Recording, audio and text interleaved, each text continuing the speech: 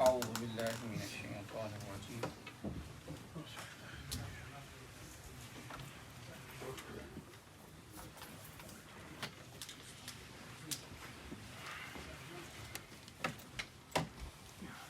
أعوذ بالله من الشيطان الرجيم بسم الله الرحمن الرحيم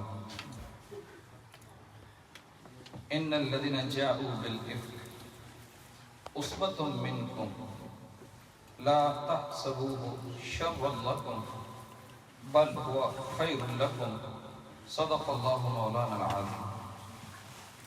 معزز حاضرین و سامعین، آج سورہ نور کا بہت زیادہ حصہ پڑھا گیا، پھر سورہ الفرقان، پھر کسی طرح سورہ الشعراء. یہ جو سورہ نور ہے یہ بڑی اہم صورت ہے. انسان کی جو گھریلو زندگی ہے اس کو انسان کیسے حسین بنا سکتا ہے، آپ گھر کے اندر کے ماحول کو کیسے پر نور بنا سکتے ہیں، میاں اور بیوی کے تعلقات کیسے ٹھیک رہ سکتے ہیں.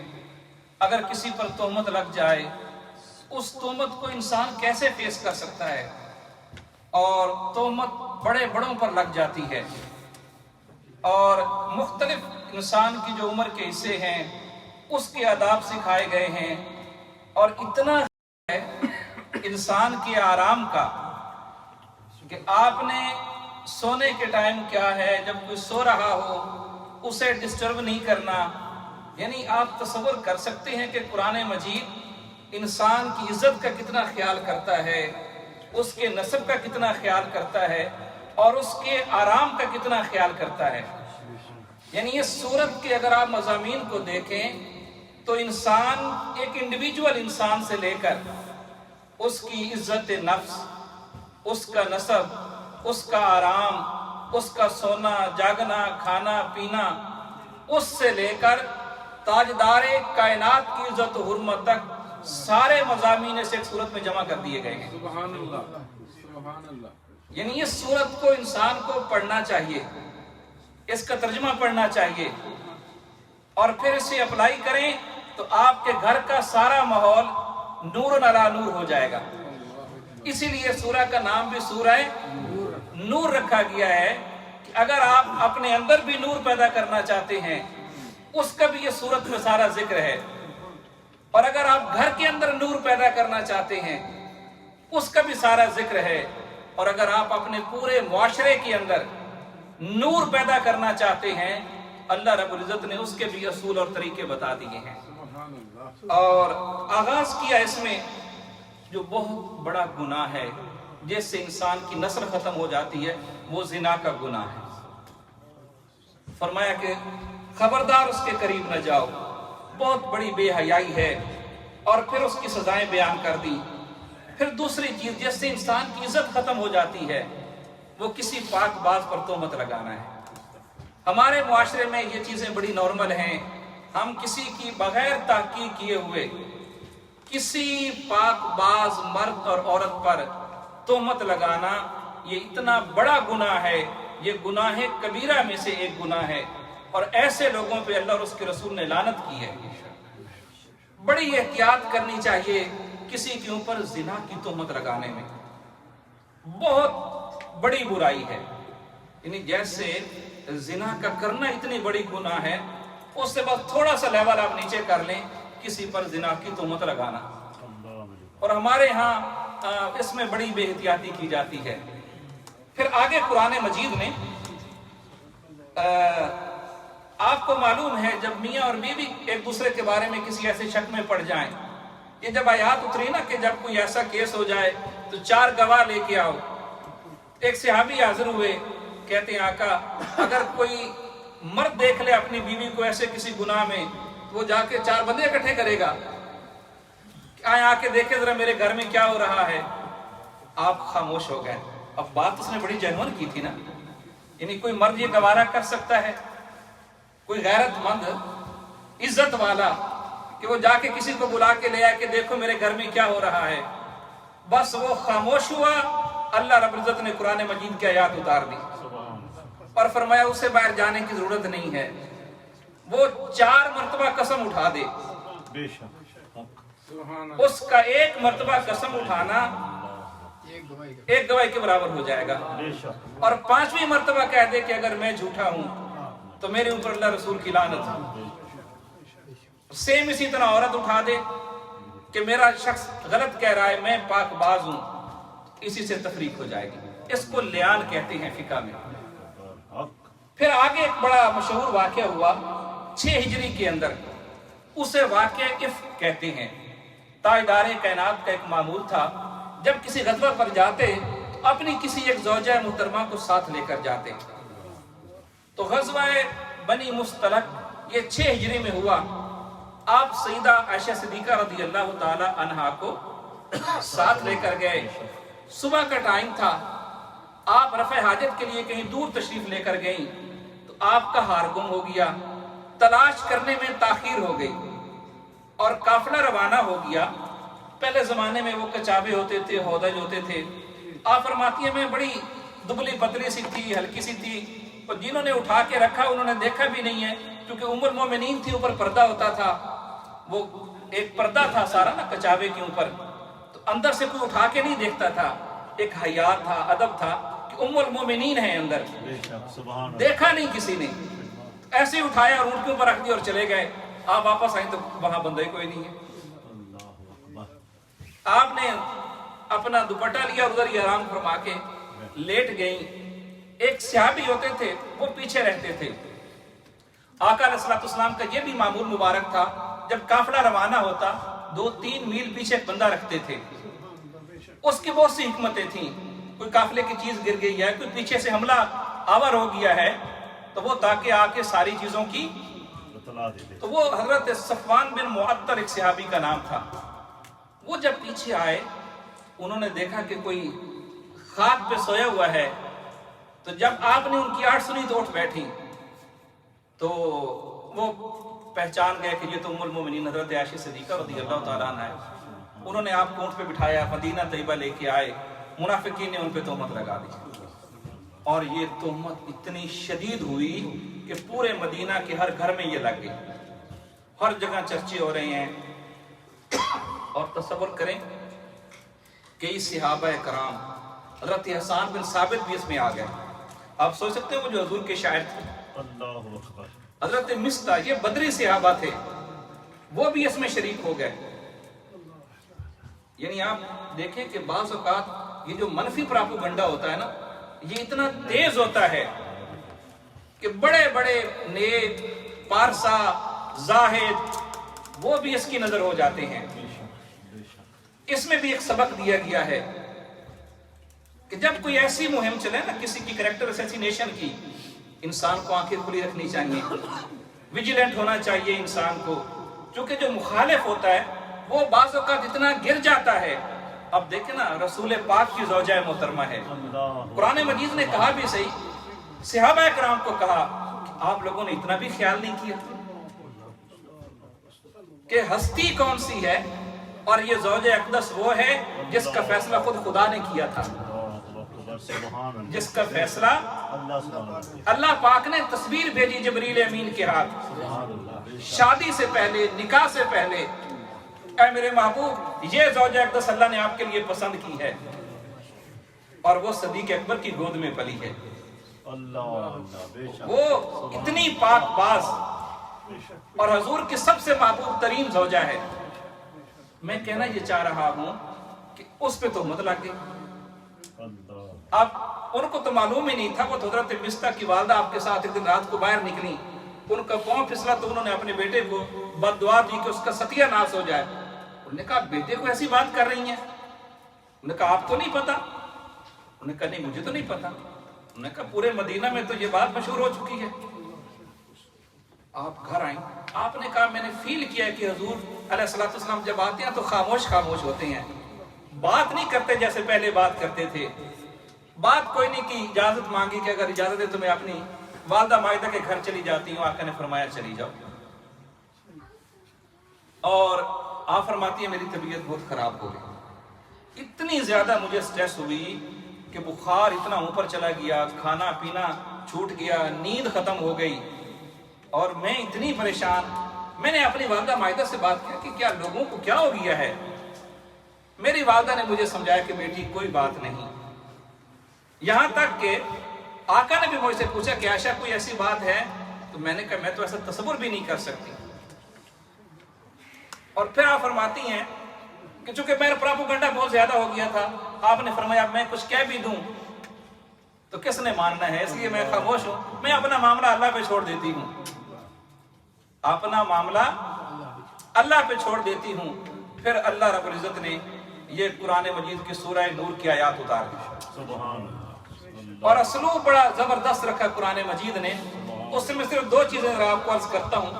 ایک تو یہ فرمایا ان الذین جاؤوا بالافک عصبۃ منکم, کہ تم میں ایک جماعت تھی, یعنی یہ کوئی ایک دو بندوں کا مسئلہ. عصبۃ کہتے ہیں بہت بڑی جماعت کو, بڑی مضبوط قسم کی جماعت کو. جیسے وہ یوسف علیہ السلام کے بھائیوں نے کہا تھا نا, نحن عصبۃ, ہم ایک بڑی طاقتور قسم کی جماعت ہیں, اور ہمارا باپ ادھر ایک طرف یوسف اور بن یامین ہیں اور ایک طرف سے ہم 10 ہیں, اتنے مضبوط ہیں, سارے کام کرتے ہیں. وہ پھر بھی ان سے زیادہ پیار کرتے ہیں. اب قرآن مجید نے کہا وہ ایک پوری جماعت تھی جنہوں نے تہمت لگانے میں اور اس واقعے کو پھیلانے میں وہ شریک ہو گئے اور ساتھ ساتھ چلے.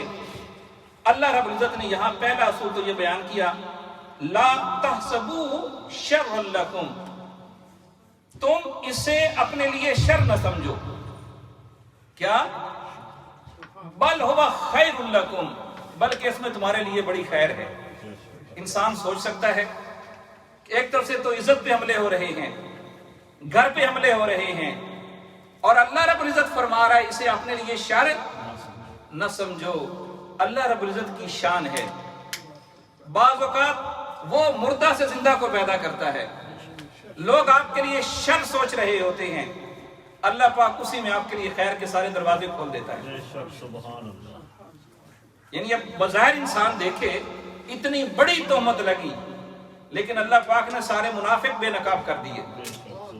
سارے منافق بے نقاب کر دیے. جو چھپے ہوئے بھی تھے نا, کچھ جو پس پردہ تھے, اللہ نے ساروں کے پردے اٹھا دیے.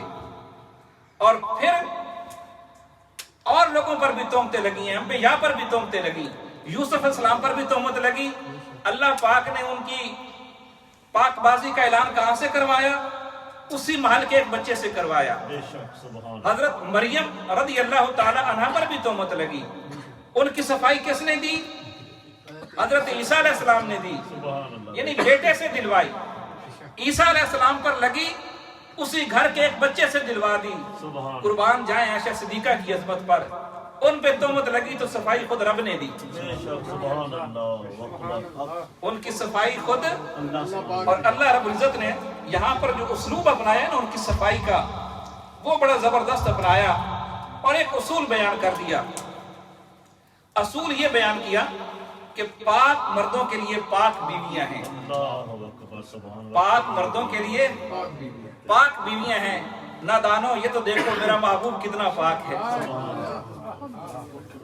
میرے محبوب کی پاکیزگی کو دیکھ لو, پھر سوچ لو کہ اس کی بیوی کتنی پاک ہوگی. سبحان اللہ. واہ واہ سبحان اللہ. آپ تصور کر لیں, پھر قیامت تک جو سیدہ عائشہ صدیقہ کی یہ شان بیان ہو گئی, اس کا کوئی تصور بھی نہیں کر سکتا. اس میں ہمارے لیے سبق کیا ہے؟ ہمارے لیے اس میں میسج اور سبق, اگر آپ سچے ہیں, آپ حق پر ہیں, دنیا تہمتیں لگاتی پھرے, آپ خاموش رہیں. آپ اللہ رب العزت قرآن مجید پڑھ لیں, تہمتیں لگتی رہتی ہیں, بعض اوقات سزائیں بھی ہو جاتی ہیں تہمتوں میں. یوسف علیہ السلام کی تہمت جھوٹی تھی نا, اور 9 سال جیل میں بھی چلے گئے. لیکن اینڈ کیا ہوا؟ اینڈ پھر کیا ہوا کہ وہ عورتوں نے بھی کہا کہ نہیں, یوسف تو معصوم ہے, ہم ہی غلط تھیں. ایسا نہیں ہوتا کہ کسی پہ جھوٹی تہمت لگے اور اللہ رب العزت پھر اس کا ازالہ نہ کرے. لیکن ہوتا کیا ہے, ہماری طبیعتیں ایسی ہیں, ہم جلد باز ہیں, ہمارے ہاں صبر کی کمی ہوتی ہے, ہم رک نہیں سکتے. ہم کہتے ہیں نہیں ابھی کچھ نہ کچھ ہونا چاہیے, میرے اوپر تہمت لگ گئی ہے, میں نے تو اگلے کا کچھ چھوڑنا ہی نہیں ہے، میں نے تو اس کا، یہ جو ہم اپنے ذمے لے لیتے ہیں نا سارا کام، وہاں سے کام خراب ہو جاتا ہے۔ اگر آپ اللہ پہ چھوڑ دیں، اللہ رب العزت آپ سے بہت بہتر اس کا بدلہ بھی لے لے گا اور آپ کی عزت کو کتنا بڑھا دے گا۔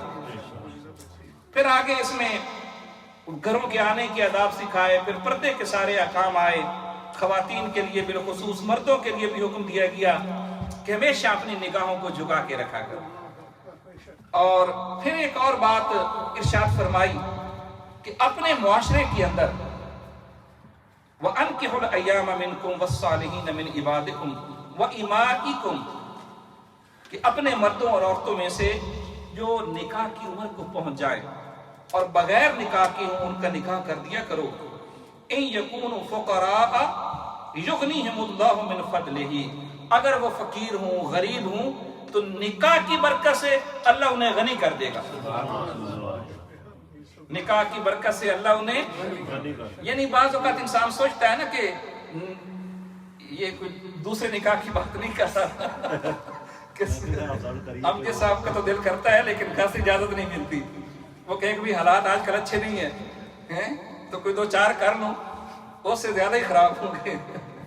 یہ ایک معاشرے میں بات سمجھائی جا رہی ہے کہ جس معاشرے کے اندر بغیر نکاح کے عورتیں اور مرد زیادہ رہتے ہیں، اس معاشرے میں گناہ بڑھ جاتا ہے، اور جب وہ گناہ بڑھے گا معاشرے کے اندر فقر اور فاقہ کا سالی شروع ہو جائے گا۔ یعنی ایک اشارہ دیا جا رہا ہے کہ جس معاشرے کے اندر عورتیں اور مرد جو نکاح کی عمر کو پہنچ جائیں اور بغیر نکاح کے رہیں تو وہ کدھر جائیں گے؟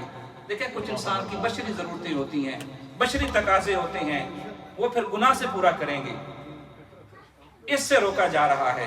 نکاح کرو، اللہ تمہیں غنی کر دے گا۔ پھر آگے اللہ نے اپنے نور کی مثال دی ہے، اللہ نور السماوات والارض، اللہ زمین و آسمان کو منور کرنے والا ہے۔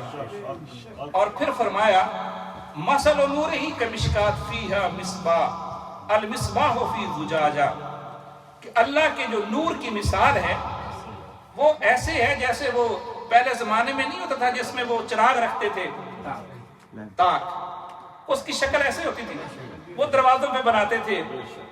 تو اگر آپ اس کو دیکھیں تو یہ انسان کی شکل بنتی ہے، اللہ اکبر، یہ آپ کے کندھے آ گئے نا، اوپر آپ کا سر آ گیا، اور اندر یہ جو حصہ ہے اس کو کہا گیا ہے کہ یہ ہے وہ مشکات، یہ جو سینہ ہے، فیہا مصباح، اور اس کے اندر ایک چراغ جل رہا ہے، اللہ اکبر، اور وہ کیا ہے؟ المصباح فی زجاجہ، اور وہ جو فانوس ہے، وہ جو چراغ ہے، وہ ایک زجاجہ ہے، ایک شیشے کا پردہ ہے۔ حضرت عبداللہ بن عباس رضی اللہ تعالیٰ عنہ فرماتے ہیں کہ وہ چراغ کیا ہے؟ وہ تاجدار کائنات کا نور ہے، یہ حضور کا قلب اطہر ہے۔ اللہ نے اپنے نور کی مثال آپ کے دل سے دی ہے، اور یہ جو قلب مصطفیٰ پہ چراغ جل رہا ہے یہ اللہ کے نور سے روشن ہے۔ پھر اسی طرح آگے جا کے اللہ رب العزت نے اسی سورہ نور میں مردوں کی پہچان کروائی ہے، رجال لا تلہیہم تجارت ولا بیع عن ذکر اللہ۔ رجال، مرد کون ہوتے ہیں؟ ہم بھی سارے مرد ہی ہیں نا، لیکن قرآن کی نظر میں مرد کون ہے؟ قرآن سے پوچھو کہ مرد کون ہیں؟ قرآن کہتا ہے مرد وہ ہیں رجال لا تلہیہم تجارت ولا بیع عن ذکر اللہ۔ مرد وہ ہیں جو کاروبار بھی کریں، تجارت بھی کریں، بزنس بھی کریں، لیکن کبھی اللہ کے ذکر سے اور یاد سے غافل نہ ہوں، اسے قرآن مرد کہتا ہے۔